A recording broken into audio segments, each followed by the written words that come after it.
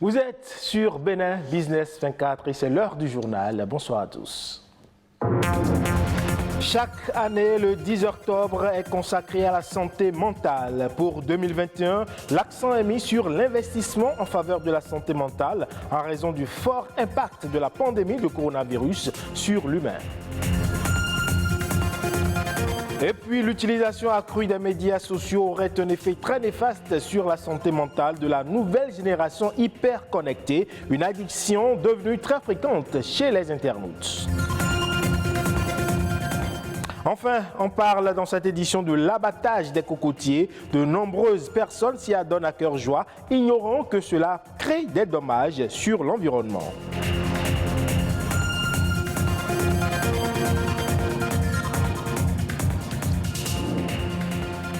Bienvenue à vous si vous nous rejoignez. La perte d'un emploi, le chômage ou encore des moments difficiles peuvent avoir des conséquences importantes sur le bien-être des personnes touchées et parfois générer auprès de ces personnes du stress. Des situations encore plus exacerbées ces derniers mois par la pandémie de Covid-19. De sorte qu'aujourd'hui, beaucoup de personnes se retrouvent isolées socialement, surtout ceux qui ont perdu un être cher et qui n'ont pas pu leur faire les adieux comme cela se devait. En cette journée, aujourd'hui 10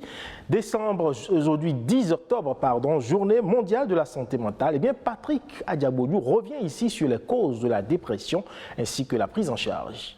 La dépression peut être à l'origine de toutes les pathologies mentales. Très répandue, selon l'Organisation mondiale de la santé, OMS, la dépression toucherait près de 300 millions de personnes dans le monde.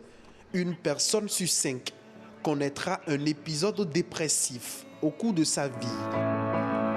Lorsqu'un être humain tombe dans une dépression, il a l'impression d'être dans un gouffre. Il éprouve le sentiment de culpabilité. Il se sent prisonnier d'un univers où rien n'a de sens. Tout ce qui l'entoure suscite en lui de l'angoisse. Généralement, les dépressifs perdent le goût de la vie. Ils se heurtent à plusieurs facteurs de risque. Il y a des personnes qui fonctionnent avec des attitudes, avec des pensées qui sont déjà en disposition de conduire à la dépression. Il y a des personnes qui ne viennent pas à la dépression par ce processus, mais qui sont secouées par un événement traumatique. Les troubles sexuels sont aussi remarqués dans les cas de dépression. Les gens peuvent avoir des dysfonctionnements sexuels, aussi bien les femmes que les hommes. Il y a les cas de suicide. Les idées de suicide ou les tentatives de suicide qu'on retrouve majoritairement dans les cas de dépression. La plupart des dépressions qu'on rencontre, il y a toujours une idéation suicidaire. Il y a toujours une envie de quitter la vie, de se donner la mort. Et là, c'est des urgences psychiatriques et des urgences médicales. La dépression n'est pas une fatalité. La preuve, ici, au Centre national hospitalier universitaire de psychiatrie de Cotonou, il existe un important arsenal thérapeutique pour soigner les dépressifs. Généralement, les parents, quand ils viennent, ils croient que leur enfant ne peut plus être jamais guéri. C'est faux. La maladie mentale se traite correctement et se guérit.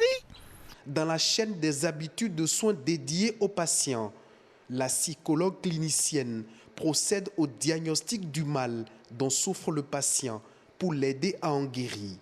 Au cas où la personne affectée tente désespérément de se donner la mort, la prise en charge intervient. On doit forcément passer par un internement, ou on pourrait dire une hospitalisation, une surveillance et une proximité avec la personne, l'écouter, rassurer et rechercher dans son environnement les personnes qui peuvent l'aider à retrouver un certain goût à la vie. Il y a des activités artistiques et des activités thérapeutiques qui accompagnent les personnes en difficulté et qui leur permettent aussi de se sentir encore plus en confiance et de continuer le cheminement de la vie. Pas de vie humaine sans une vie mentale équilibrée et épanouie. Un bilan périodique de notre état de santé permet de barrer la voie à toutes les maladies qui nous guettent chaque jour. Et puis, savez-vous que l'utilisation accrue des réseaux sociaux peut également causer une détérioration au niveau de votre santé mentale? Eh bien, selon certains spécialistes, l'addiction que développent les internautes aux réseaux sociaux est source de changements de comportement pouvant affecter leur vie. Plus de précisions dans cet élément. L'addiction fait souvent penser à la drogue ou à l'alcool. Mais de plus en plus, on entend parler de dépendance aux réseaux sociaux. Qu'ils soient sur invitation, réservés aux professionnels ou ouverts à tous, les réseaux sociaux prennent de plus en plus de place dans notre vie. Ils s'imposent comme outil de communication et de changement. Influencer, bloguer ou youtuber sont les termes les plus utilisés. Le blogueur, c'est celui-là qui crée des articles sur Internet. C'est donc un internaute qui écrit des textes, qui les partage, qui les diffuse, qui emmène peut-être des gens à découvrir un environnement, un coin, un village ou quoi que ce soit. Et le youtubeur, c'est également un internaute, mais lui qui crée des vidéos sur YouTube, il les partage et qui est une source de monétisation pour lui. L'influenceur, c'est cette personne-là qui est bien présente sur les réseaux sociaux et qui, de par sa personnalité, de par son statut, on va dire ça, influence les habitudes des uns et des autres et qui peut bien évidemment être porteur de l'image d'une marque. Ok.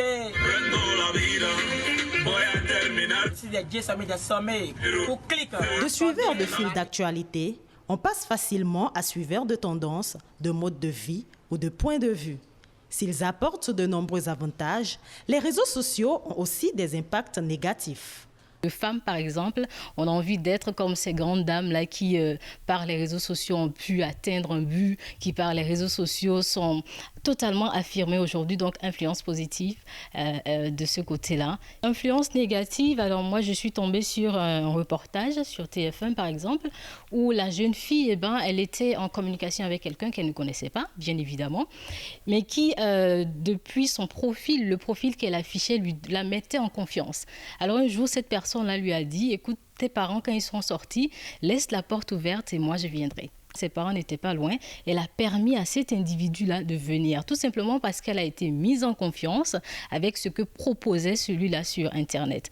Il existe des influenceurs et ces derniers créent des influencés.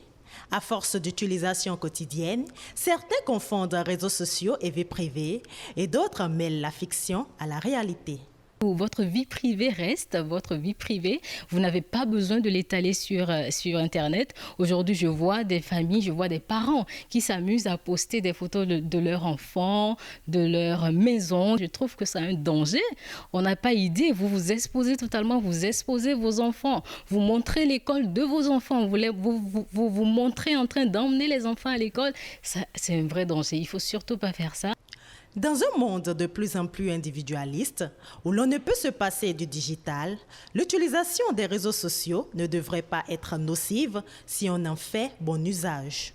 Vous ne le savez peut-être pas, mais il n'est plus question désormais d'abattre les cocotiers au Bénin sans autorisation. Cette décision, qui vise à régénérer le couvert végétal, est motivée par le constat selon lequel l'on assiste à de plus en plus des abattages anarchiques de cocotiers. De quoi retourne concrètement cette interdiction? Romain Dekadievi, journaliste spécialiste des questions environnementales, nous en parle. Il y a plusieurs lois qui protègent les cocotiers étant déjà des espèces végétales et donc classées, disons, au rang des espèces protégées par la convention de l'IUCN, une convention que le Bénin a ratifiée. Quand on prend aussi la convention sur la diversité biologique, le Bénin a ratifié cette convention-là. Il y a aussi la récente décision issue du Conseil des ministres du 12 décembre 2018, à l'issue de laquelle le gouvernement a interdit, bien entendu, la coupure anarchique quand même de ce type d'espèces sur toute l'étendue du territoire national. Donc l'un dans l'autre, on peut dire que le Bénin ne manque quand même pas d'arsenal juridique pour traiter quand même de la réglementation ou de la régulation et de la gestion des cocos nucifera qu'on appelle couramment les cocotiers. Les avantages sont multiples. D'abord, au plan environnemental, ce sont des espèces qui luttent contre l'érosion côtière. C'est des espèces qui résistent au vent, quelle que soit la nature du vent, parce que ces racines s'enchâssent très souvent dans la terre ou l'espace qui l'accueille.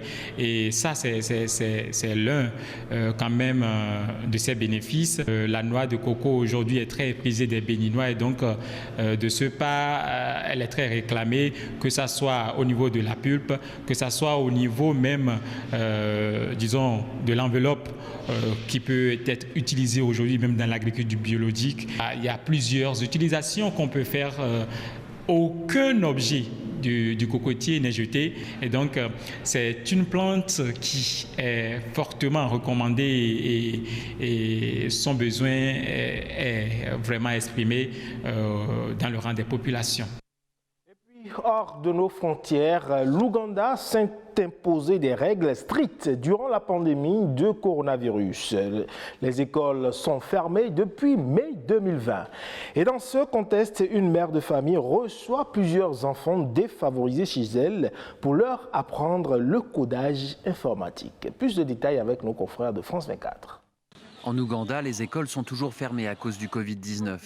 Mais à Kampala, une mère reçoit de nombreux élèves de milieux défavorisés chez elle. Elle leur enseigne le codage informatique et même l'aviation. Les cours de Shamim Mwanaisha sont gratuits. Elle a appris le codage informatique en même temps que son fils il y a 3 ans. Actuellement, les restrictions liées à la pandémie ne lui facilitent pas la tâche.